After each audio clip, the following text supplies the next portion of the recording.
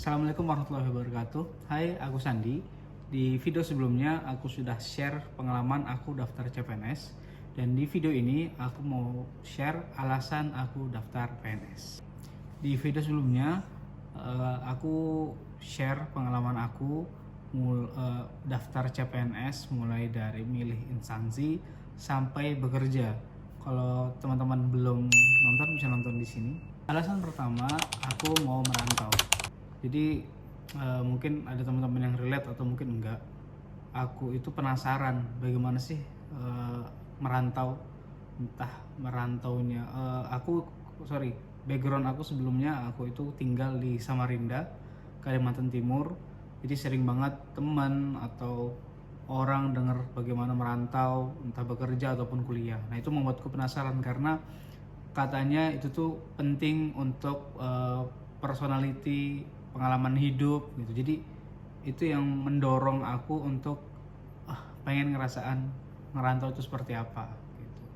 Dan khususnya lagi nggak nanggung-nanggung nih, aku pilihnya di Jakarta yang katanya ibu kota keras. Alasan kedua, aku mau mengukur kemampuan diri. Jadi dari lahir, besar, bahkan kerja sebelum daftar PNS, aku itu di Samarinda, di Kalimantan Timur, di tempat yang udah biasa dan tahulah seluk-beluk di sana gitu loh. Jadi aku berpikir untuk mengukur kemampuan diri dengan daftar CPNS. Nah, saat itu aku berpikir mungkin kalau aku ambil pusat, aku akan bersaing skala nasional. Artinya ketika aku gagal itu jadi pengalaman buat aku, tapi kalau berhasil artinya itu jadi assessment diri dari aku yang seorang anak daerah seperti aku. Jadi alasan ketiga yang membuat aku daftar PNS adalah ekspektasi pendapatan.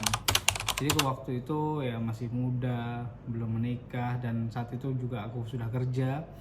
Dengan pendapatanku yang waktu itu dan dulu aku berpikir mungkin aku kalau daftar di tempat lain atau kerja yang secara khusus ya, mungkin kalau aku kerja di Jakarta pendapatanku mungkin akan sangat tinggi. Nah itu alasan aku daftar PNS dan memilih merantau ke Jakarta. Sesuai sih sama ekspektasi, tapi ternyata persepsinya yang harus diubah, persepsinya yang berbeda. Mungkin nanti akan aku jelaskan di video selanjutnya.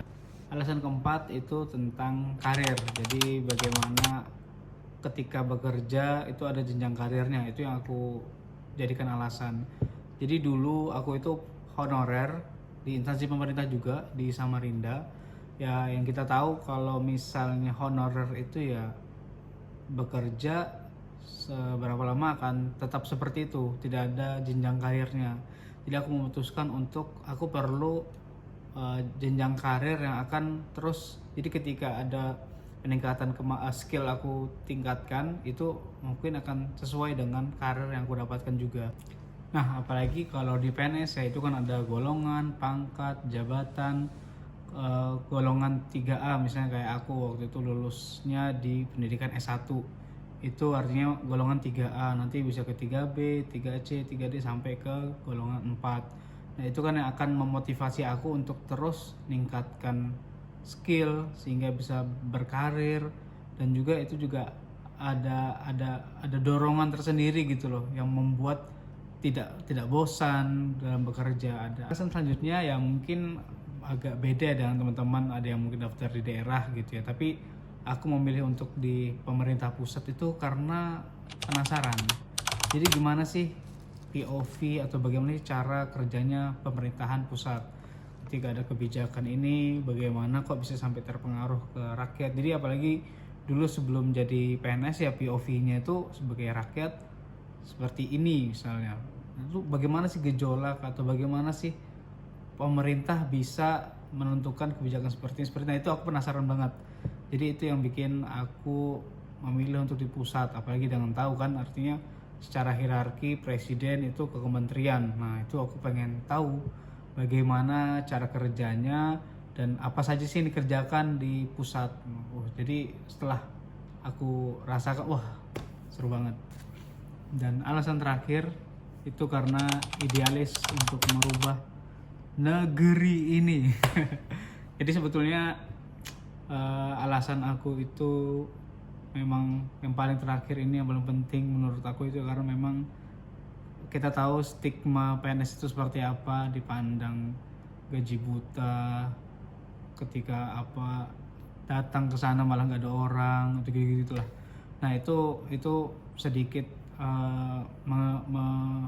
menggugah untuk pengen merubah itu, tapi mungkin nggak bisa merubah seluruh se-Indonesia Raya, tapi paling nggak rubah dari diriku sendiri lah, memulai dari diriku sendiri bagaimana menjadi seorang PNS yang mungkin tidak sempurna tapi paling tidak berusaha untuk sempurna. Ya ternyata memang setelah dijalani memang nggak semudah itu ya, artinya di lingkungan yang seperti ini dengan dinamisnya pekerjaan ternyata membuat untuk merubah bagaimana itu untuk merubah negeri ini, PNS ini jadi positif itu tuh tidak mudah. Jadi salah satu penerapannya itu adalah dengan contoh kecil nih, saat rapat itu ya benar-benar aku simak gitu ya, simak, catat, pahami, meskipun materinya berat atau yang dibahas berat ya tetap usahakan untuk paham dan dicatat.